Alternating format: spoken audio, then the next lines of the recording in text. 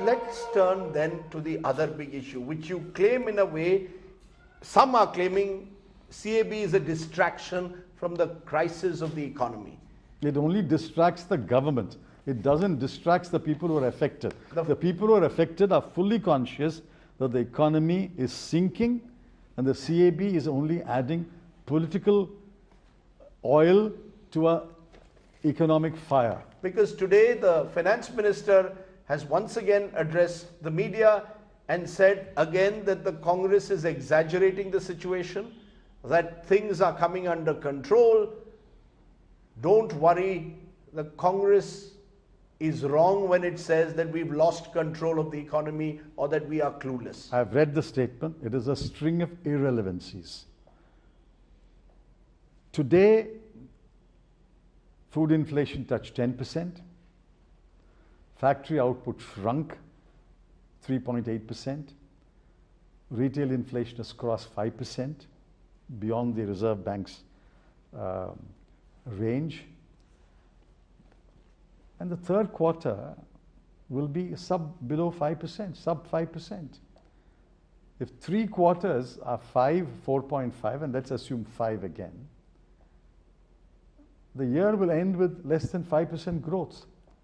And this 5% growth, because of the change of methodology, as Arvind Subramaniam constantly reminds us, is equivalent to about 3 or 3.5% of the old methodology. So A, you don't accept that it is cyclical as the government says? Of course not. You seem to believe it's structural. And B, do you see us heading towards a state of stagflation as some are suggesting? There are only 2 people who believe that it's cyclical. One is the finance minister and one is the chief economic advisor. Yesterday, I was talking to a very distinguished, well-known economist, and he just threw up his hands and said, what do we do? We are telling this is structural, and then this government says it's cyclical. We are saying that the issues on the demand side, the government says issues on the supply side and takes supply side measures. I think this government has got it completely wrong. Either they don't know, or they know but they don't want to admit it. Chief, what more likely, I think they don't know. Chief, when it comes to these figures you're saying, you see, as finance minister, along with Morarji Desai, you have presented the maximum number of budgets. When it comes to these growth figures, you have been there. 2008, 2009, 3.9%, according to 2011-12 base, 3.1%, 13, 14, 5%, say with 11, 12 figures, 6.4. Inflation was very high.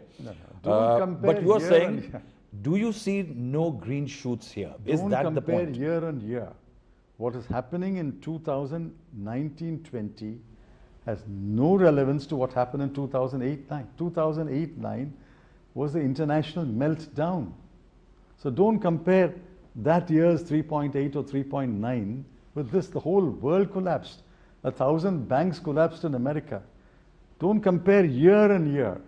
You have to compare what happened in that year with what happened in the earlier year. But how do you, when the world is not growing at 8% today, how do you expect India to grow at 8? I'm not saying that the world is growing at 8% and India is not growing.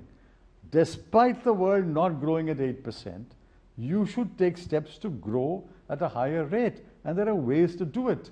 Give us those ways. Yes. What would you do? Let me tell you. What would you do? In 2000, when I returned to the finance ministry in 2012, our fiscal position was very bad. High inflation, high fiscal deficit, high current account deficit, because we had to do the stimulus packages by my predecessor.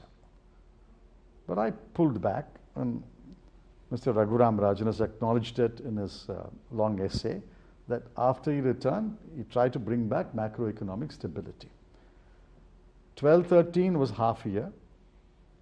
In 13-14, we did pull back. Yeah.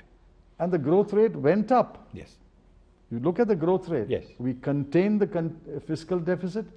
We contained the current account deficit sharply. And growth rate went up to 6 point something. 6.1. So what would you do, Mr. Chidambaram, that this government has not done? Because this government says, let's assume, forget what the government says for a moment. There is a demand crisis. You speak to people in the private sector. FM doesn't agree with that. No, FM may not agree, but it's very clear that industry believes there's a demand and that leads to a consumption problem. And there is a problem of credit as well, a credit squeeze with NBFCs and the banking sector, some of which this government says is a legacy of your my first suggestion will be to make you finance minister. You've got it right. You've understood the two problems. No, so you tell us the solutions to the two problems. First solution, they must have the humility to admit they made serious mistakes. Demonetization was a serious mistake. The design of the GST was completely wrong, and the implementation of the GST was worse. They gave extraordinary powers, and those powers still remain, for the tax and the investigating agencies. And they have put fear in the minds of investors by indulging in retrospective taxation and retrospective demands of humongous sums of money from various people. Now, they must admit all these were mistakes. Let's assume they were genuine mistakes. After admitting they were mistakes, they must say, what is the diagnosis of the problem here? If the diagnosis says it is a demand problem, but there is no demand, there's no purchasing power, there's not enough money in the hands of people to buy goods and services, they must accept that our diagnosis was wrong. They must accept that the diagnosis that is a cyclical is wrong. Once they admit all these things, then we can lay out the prescription for what needs to be done. What is that prescription? What would you do if you were Nirmala Sitharaman? First, I'll resign. You'll resign? Yes. You believe Nirmala Sitharaman should resign? No, I will resign because her assessment is completely wrong. If my assessment was so wrong, I would resign. If my assessment of the situation was so completely wrong, I should resign, isn't it? Economist after economist is telling her and she won't listen. I'm not asking her resignation. That's for the Prime Minister to decide. But if she continues to maintain this broken record song, that it is cyclical, we are in command, who believes it? Your prescription, sir. One, address the demand side. The supply side will take care of itself. Address the demand side. Make sure people have more money to spend, which means cut regressive taxes and don't cut progressive taxes. What have they done? They have cut corporate tax and they're going to increase the GST. Exactly the wrong thing to do. And they are promising to cut the personal income tax. Today they've said very clearly that there's still this move that they're going to increase GST is unfounded. They haven't taken any decision to this effect. And what will they do? And reducing personal income tax is also not yet firmly on the agenda. They've got a huge deficit today. They raided the RBI treasury, took 1,75,000 crore rupees. Remember, they said this is going to meet the fiscal deficit and will take care of infrastructure. What did they do? They used 1.5 lakh crore to give a bonanza to 800 corporates. We have calculated it. It's exactly 800 and odd companies which are benefiting from the corporate tax rate cut. So 1.5 lakh crore went to 800 pockets. Now again they're left with the old fiscal deficit. They have to raise money. All right, they may not cut personal income tax. They have to raise some tax. Which tax are they going to raise? If they raise GST, it will depress the demand you're talking about further. People will buy less, no? For the first time, non-durable, fast-mover consumer goods is declining. First time. Very rarely it happens. Would you cut personal income tax? Of course not. This is not the time to cut personal income tax. And this is from a person who cut personal income tax radically in 1997. I believe personal income tax should be cut, but this is not the time to do it. You do it in fair weather. You don't do it now. Chief, you seem to be agreeing with Arun Jaitley, who said that indirect taxes are regressive, direct taxes are progressive. But well you know, there is a problem. When you say GST was hastily implemented, you started talking about GST. You started talking about GST in 2006. The first empowered committee was formed in 2009, 2011. The first time the amendment was moved, it lapsed.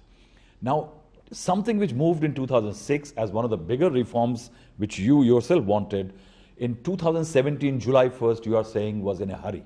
No, I didn't say it's in a hurry. body which is Wrong. federal in character. You have all the chief finance ministers in it. Understand. The GST Constitution Amendment Bill was not drafted by the GST Council. The GST Act was not drafted by the GST Council. GST Council is a product of the Act. This was drafted by the Government of India. Mercifully, they invited the Congress party to one meeting. And I said, show us the draft and take our inputs on the draft. They refused to show us the draft. The draft was only unveiled on the floor of the House. Then I said, show us the rates. They refused to share the rates with us. When the bill was unveiled, they said rates will be fixed later. Because they were worried that if it becomes part of the constitutional amendment, constitution has to be amended again and again. But you could have done it in the GST law. And they said the rates will be notified later. And I pleaded, play back my speech. I said, your CEA has given a report of the revenue neutral rate. It is between 14.5 and 15. Keep the rate around 14.5 and 15. They came up with this mind-boggling 8 rates, starting from 0 to 40. On that day, I knew that the GST had got off to a false start. But let's look at the two issues which you said make me qualified to be the finance minister. You said demand. At least your diagnosis is right. My diagnosis is right. One is demand and the other is the credit squeeze. The government says they are addressing the issue of credit squeeze. They are addressing the issue of NBFCs. They are addressing the issue of the banking crisis. What are they addressing? They are pumping monies into banks which have been struggling otherwise and providing credit to industry. So they are claiming we are fixing the problem. We now understand the problem. They've been doing this for the last 12 months. So you don't go along with this view that we are now, the government believes we are now fixing the problem. The worst is over. By April, May, things will be better again. I've heard this worst is over for the last 8 months. It's like a broken record.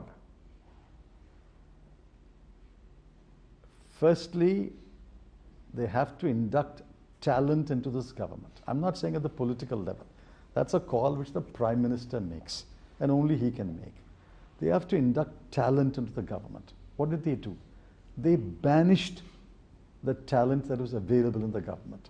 They had Dr. Arvind Panagriya, they had Dr. Raghuram Rajan, they had Dr. Arvind Subramaniam, they had Dr. Urjit Patel. They got rid of them one by one. Induct some talent. Induct people who are au fait with what's going on in the rest of the world today. I'm not saying an Indian economist has grown here and working here is bad, but he's not au fait with what's happening in the rest of the world. You need talent which is respected and acknowledged all over the world. And that talent is available in Indians who are willing to come and work in India. And you banish them. The day Abhijit Banerjee gets a Nobel Prize and makes a statement, India's doing badly. That's all he said, doing badly. A minister pounces on him and says, don't say these things. What do you know about India? The day Rahul Bajaj stands up and says, in a very mild tone, we are afraid. The FM pounces on him and says, don't make these individual opinions public. They are not good for the country. I mean, what kind of a reaction is this? Are you trying to say that the government's economic agenda and drive lacks talent? Absolutely. Starting from the finance ministry. I'm not taking any particular ministry. Political talent is for the Prime Minister to scout and identify. I'm not going to comment on that. But there is something known as subject matter knowledge and talent. That can be brought into the government. Chief, you talked about the stimulus offered by your predecessor. That was supposed to be a problem area. When you left, the government eventually came up with this AQR. That was a positive step in 2015. The asset quality had to be reviewed. The banks were actually hiding and covering up the kind of NPAs they were sitting on. Yeah, I can't speak for They my came up with predecessor. insolvency. Do you think now it is also time for the private sector to step out, or they can't always wait for stimulus? What is wrong? You said tax Raj and tax. After the international financial crisis, I was there until November. And Dr. Manmohan Singh and I agreed we will do one stimulus package, which was done in about December. Now, I think that was very necessary. quantitative easing, unconventional monetary policy. All these are different names. We call it stimulus package. The second stimulus package was debatable. I think the third stimulus package was an overkill. Now that is the view which a number of economists have taken in hindsight. But hindsight is always very bright. But the finance minister of the day, in consultation with the prime minister, did 3 stimulus packages. It did put our economy out of helter-skelter. Did it start a bad habit? Did it Well, I cultivate can't it? say. See, there was a lot of uncertainty there. We didn't know how long the international financial crisis would last. We didn't know what new depths it will touch. There was a lot of uncertainty. There was a lot of fear. I think, as I said, hindsight is always very bright and sure. But you said overkill. Because I think the third one was, and I think Professor Srinivasan, who passed away a couple of years ago, wrote a small paper on this, and he came to the conclusion. The first one was necessary, the second one was for abundant caution, and the third one was wrong. let's come back to today and end this bit on the economy by asking you, therefore. I come back to what I asked you. What would you do that is dramatically different to this government, apart from, of course, as you said, first admitting that there is a problem? And all that. I've said so. I said, I will address the demand side. Yes. Make sure there's more expenditure which puts money in the hands of the poor people, the bottom 20-25%. Right. Which means Maganrega, rural wages, agricultural wages, daily labor, industries related to daily labor, construction. Those are the focus areas so that people have more money. That's the first thing to address. The second thing to address is to boost the confidence of the Indian investor. Today, he is not going to invest. You give him another corporate tax cut, he will deleverage himself first, he will pay himself more dividends, and if he's still got some money left, he'll buy a yacht, and then he might put in some machinery. Nobody is going to invest. Your power capacity today, your thermal power plants are working at 49% plant load factor. What does that mean? 51% of all installed thermal power capacity is idle. There's no buyer for electricity. Why would anybody produce electricity, although we've got coal reserves and for another 200 years? Therefore, you have to put confidence in the investor. All right, I'm addressing the demand side. Don't worry, demand will pick up. Demand is picking up. You see, cars are selling, scooters are selling, FMCG goods are selling. There's more money in the hands of Maganrega labor. There's more money in the hands of rural agricultural labor. Now, please produce more. You have to add, there has to be a sequencing of steps. No? First, address the demand side. Then address the confidence of the investor to invest. Rest will follow. As we end, Mr. Chidambaram, we're interviewing you after several months. You've been in judicial custody for more than 100 days. I want to understand at a personal and political level, what have these 106 days in judicial custody meant for you? How have you changed? What have you learned? No, my spirit is very strong. Nobody could break my spirit. And as I said, sleeping on a wooden cot has made my spine and my back and my neck stronger. You should try it. There wasn't a single day in these 106 days where you felt that the world was closing around you. The powerful former finance and home minister was now in judicial custody. Did you, I know you can't speak on the specifics of the case, but did you see it as political vendetta? I had Tirukkural with me all the time. Tirukkural says, Inna seidarkum iniyave seyyakal enna payattado salbu. How are you noble if you don't do good even to those who do evil to you?